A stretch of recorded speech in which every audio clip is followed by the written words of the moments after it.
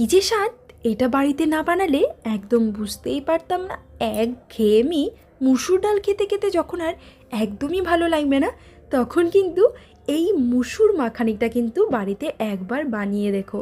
সপ্তাহে বাড়িতে কিন্তু একদিন চাইবেই চাইবে। ভাত দিয়ে বলো, রুটি দিয়ে বলো, কি দিয়ে চাই, একদম গরম গরম ভাতের সাথে কাঁচা সর্ষের তেল, এক টুকরো লেবু আর কিছুটা শুকনো লঙ্কা ভাজা, এক থালা ভাত খেয়ে উঠবে।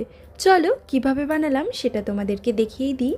অনেক শর্ট ভিডিওতে এটা একটু দেখিয়েও দিয়েছি, তবে একটু ডিটেলে দেখানোর জন্য এই ভিডিওটা করা হয়েছে।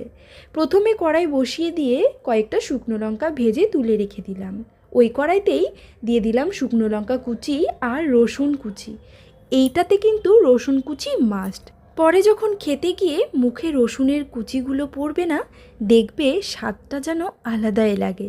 রসুন কুচি দিয়ে ভালো করে একটু ব্রাউন কালার করে নিয়েই পেঁয়াজ কুচি দিয়ে দিলাম।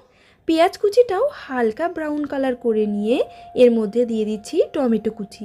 টমেটোগুলো কিন্তু একদম কুচি করে কেটে নেবে, বেশি বড় করে কাটলে কিন্তু এটা খেতে ভালো লাগবে না, খুব মুখে পড়বে।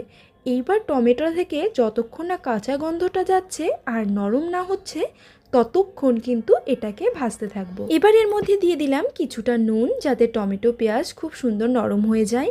দিয়ে দিলাম জিরে ধনে গুঁড়ো, একটু লঙ্কা গুঁড়ো, দিয়ে দিলাম সামান্য পরিমাণে হলুদ গুঁড়ো। ভালো করে নেড়ে চেড়ে নিয়ে এবার এটার মধ্যে দিয়ে দেব সেদ্ধ করে রাখা ডাল।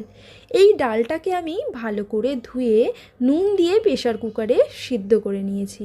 পুরো গলে গিয়েছে। এরকমভাবেই করবে যাতে মুখে না পড়ে।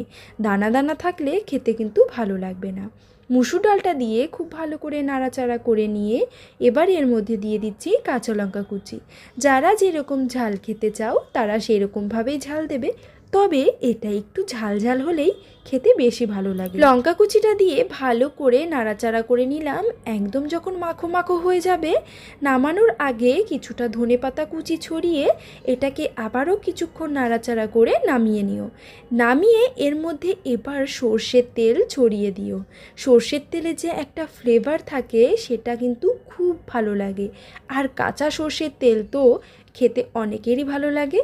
সঙ্গে দিয়েছি এক টুকরো লেবু আর একটা শুকনো লঙ্কা। বিশ্বাস করো, গরম গরম ভাতে আর কিচ্ছু লাগেনি। এক থালা ভাত খেয়ে উঠেছি।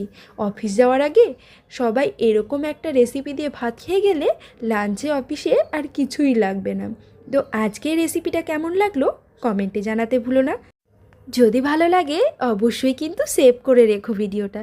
আবারও চলে আসবো নতুন রেসিপি নিয়ে।